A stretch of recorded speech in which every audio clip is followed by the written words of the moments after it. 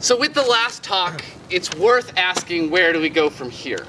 And hopefully that's what I'll cover. But before we talk about where we go, it's worth being reminded about where we are. We're on a retreat, the last third day, the last day of a retreat where collectively we've come together, hit the streets, and learned more about each other. And I want to tell you that the structure of this retreat was not accidental. The idea that leadership skills and street survival skills have something to do with each other is one of the foundations of this organization. Part of why this is valuable is it helps volunteers better understand the needs of the youth that we serve, right? How can you help someone unless you know what they need? What better way to know what they need than to share, even in a tiny way, in their life? But more importantly, this retreat is about celebrating the fact that every single one of us has knowledge, has valuable insight in the world, and that we can share it with each other. You'll notice that basically every single person gave a talk on this retreat. If you didn't give a talk this time, we're doing another one in April. You can talk again. We all have something to add. And that idea that each of us has lessons for the other is an important part of the way that we run Stand Up for Kids. But ultimately, more important than any of that it makes our organization better or that we can collectively learn, is that the goal of this retreat is to create a real community. So I don't define community in a very fancy way. I consider it people who pull together to help each other. It's not a complex definition. You pull together to help each other. It's not mind-blowing, right? But I think that when we think about community, sometimes we think about it in a limited way. When I read The Current State of Homelessness, which is the government reporting document published by Arizona, and it's facts and figures, right? They take point-in-time studies where they count up the people who are on the streets, all the services that they use, whatnot. And they use the word community in this 100-page document probably 200 times, right? So you'd think that they think a lot about community. They do. But when they say community, they say things like, we want to reintegrate the homeless into the community. Or we take resources and volunteers from the community and we take them to the streets where they can provide valuable services. And I don't know about you, but I don't buy that kind of community. The kind of community that you can only participate in if you have a home. What the heck else does it mean to reintegrate a homeless person in the community if you're not defining community by those who have homes? But I refuse. To me, community is anywhere where the rain touches when it falls. Anywhere that's touched when the wind blows, as it's blowing now. I do not want to be the leader of a Stand Up for Kids, the 5013C nonprofit organization whose mission is to help homeless youth. That's paperwork. That's paperwork. I want to be part of a community, a regular old community, no different than a group of people who pull together to help each other. And I want my only distinction to be that we refuse to exclude the people who most need to be pulled for. So the purpose of our retreat, sure, is to better understand homeless issues. That's important. But more importantly, it's to better understand each other, to come to a deeper understand of the people that we live with, to share ourselves as we share our stories. That's a community. But if community is 20 people, a close-knit group that's, really on fire about a particular idea, that's kind of like a cult. And I don't know about you, but I didn't start this weekend wanting to join a cult. To me, the problem with the cult is not that it's weird. Everybody's weird. The problem is that they stopped. They stopped with C-U-L-T. I want the U-R-E. I don't want 20 people in a cult. I want everybody. I want a culture. I want every single person in this county part of this. So how do you change a culture? Now, if you came last time, I'm going to teach the same 4 traits of strong cultures. And then there's a little more stuff I've learned since. So there are 4 traits in strong cultures. 1, strong cultures share heroes and stories. They tell narratives about moments that define their history, and they hold up people that they respect. This is not that different than the storytelling that we were doing last night, where we share the reasons and the struggles that concern this organization. So the first one is heroes and stories, right? The second thing that makes up strong cultures is that they have shared values. When you think about, say, a really powerful corporation like Apple, one of the things that you notice about Apple is everybody's kind of like an Appleite, right? Like they've got like a mindset and they value the same things. But the same thing that makes a strong corporation makes a strong culture, shared values. And with us, what's that? Respect for other people, and that means not being violent and everybody being safe, sharing collectively in our knowledge and working together with the whole of ourselves, right? That's standard for kids is shared values. So first is what? Heroes and stories. Second, shared values. Third are networks. Cultural networks are very important to strong cultures. You build up interconnectivity between people and they can help each other out. That's part of the pulling together. You can't actually pull together if you're not connected. So, networks. It's part of what we're doing here, meeting each other, learning more details, better understanding each other's needs so that we can collectively pull. And then finally, strong cultures have rites and rituals, which is just to say that there are special things that cultures do together to collectively celebrate themselves. And this retreat, in a way, is a rite of stand-up for kids. It's kind of like a rite of passage. There's sort of a difference between the people who have hit the street retreat and the people who haven't, right? And in the retreat, we have things that we ritualistically do too. Even we have candles sometimes, right? So what are the 4 traits of strong culture? Heroes and stories, shared values, networks, and rites and rituals. So when we go out into the community, this is part of what we're trying to build. This is, in a way, the structure of culture. Certainly, there are artifacts, objects that people, and there might be food or songs, but these are really the 4 principal parts of a culture. And if you want to change a culture, these are the things that you have to interfere with. Now you could. These are the things you have to change. So when you think about hero stories, right? Where does the hero story start? Hero. Top. Hero. In the beginning. What is the beginning? The struggle. Before the struggle. The problem. Before the problem. The person.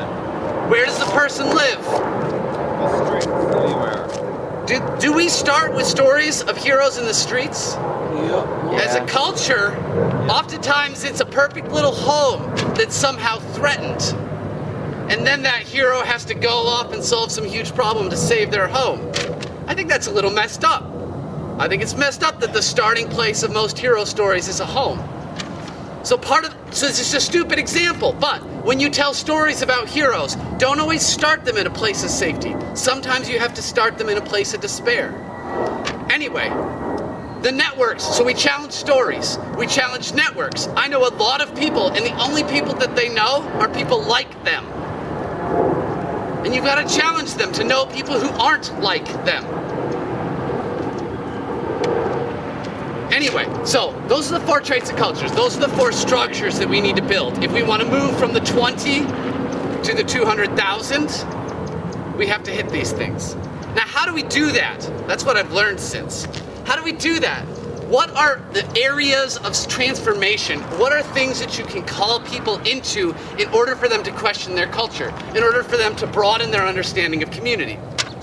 First is reflexivity, which is just a fancy word for self-awareness. So the first, and these are sites of transformation if you're into headings. The first site of transformation is reflexivity.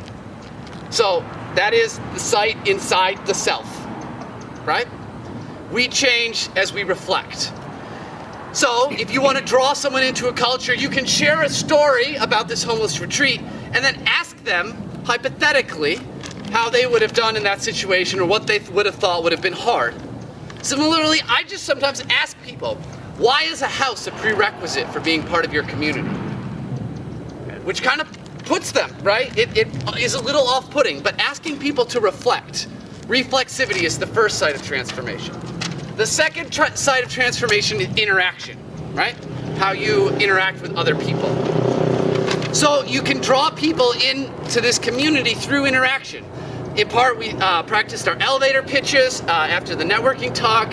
You can tell stories, but you can also demonstrate interaction, right? When you're walking along Mill, you can talk to everybody, not just the people who look like they have a home, right? And you can demonstrate to the people who know you that there's a different way of interacting. There are walls that need not be there, and there are ways to be safe and still be open, right? So the first is reflexivity. The second is interaction. The third site of transformation is the body. We are humans, we have bodies. As much as you want to think that our lives are mental or interactional, they also include a very embodied physical component. So if you want to draw someone into a culture, you ask them to participate with their body. Putting a PayPal account on their Facebook to collect money is fine. But when they actually labor, when they go to collect things, if you have them help pack and carry, if you bring them down to the actual house, involve their body in a way that makes them involve their mind and their heart and their spirit and all the rest that comes with it. It's very hard to walk somewhere and leave your mind behind. I've met a few people who could handle it, but they didn't get very far. Ask them to engage their body, right? That's in fact what this retreat is about. Quit talking about it and do it. Sleep on the disaster blankets and see what it's like. Eat out of the food bags. Figure out what's good and what's bad. But it doesn't make sense until we're here. The last site of transformation are boundary lands, borderlands. These spaces in between official spaces. And they are the place where culture transforms. So, if you want to engage someone, does anyone know my favorite boundary land? No. Stand for Kids. Oh. This is a place that we build. Is it quite the homed? Is it quite the homeless? Not really. It's a place in between. It's a third culture where we draw collectively on the values of all of the people who walk in. And it's a place where new ideas get hatched and grown. Different ways of being come into fruition. And we invite any homeless or at-risk youth to be part of that transition, but we also invite volunteers to be part of that transition too. So, 4 sites of transformation. Interaction. Body. All right. So, the goals are those 4 structures of culture. Your methods are those 4 sites of transformation. And if you see someone and you think that you want them to be part of what we're here, doesn't matter who you are, whether you're on outreach or walking out of class, run through that head and think, is this a person who I can engage their mind, engage interactively, engage their body, or draw them into a place where we experiment and create new cultures? Now, you may be sitting there thinking, I am not this man. I am not this woman. I am not ready to do this. 2 things. First, you're probably more ready than you think you are. Jackie is an excellent example of somebody who was ready to take over a year ago. It'll take her another year to realize that she is, but she's just starting to wake up to the fact that, no, wait, I have an awesome set of skills that really makes a difference in a lot of people's lives. So chances are you're wrong that you're not ready. But I know the feeling. I regularly feel like I am not yet the man to take care of the tasks that have been set before me. And every time I feel, oh, I can do everything that's set before me, I often think, maybe that's because I'm ignoring the things that are really set before me. So it's true that sometimes we aren't ready. But the good news is I've already taught you how. The same 4 sites of transformation that work for inviting other people into this space also work for developing ourselves and making us more ready to do the work to make the community that we imagine. So reflexivity, asking questions, reflecting, journaling, paying attention. Somebody said after the last retreat, the walls around my stuff need not be the walls around my mind. That shit is deep, right? And that comes from reflexivity, interrogating what life is on the inside. We also have interaction, right? So practicing those elevator pitches, networking, these are things that prepare us to more fully engage people in our community. Now, as far as the body, Stand Up for Kids offers all kinds of opportunities. This shirt I wear with pride. It's like my superhero outfit. I pull this on and I'm like, all right, good to go. Save the world time. And it's part of inviting this, right? This symbol to be my body, right? And to wear it as though me and it are the same. You can also engage your body by coming here on this retreat, but there are other ways to draw your body into it. So you can fast one meal a week and then take that meal onto a street near where you live and give it to somebody else. And you can perform practices that make your body more like the world that you want to live in. It's like the Gandhi be the change that you want to see. I say it differently. Grow inside your own life the world that you want to see on the outside. And a lot of that happens introspectively, interactively, with our body. And lastly, the borderland. Continue to build up Stand Up for Kids and refuse to blindly walk by borderlands that you live in. Do not make invisible the people that you walk by every day. It's amazing how quickly you become compassionate once you stop pretending things aren't there. So, you can labor to become a greater version of yourself. You may also be sitting there thinking, Tim, not only am I not ready, though hopefully I've convinced you that you are, and even if you're not, here's how. Can anything be done at all?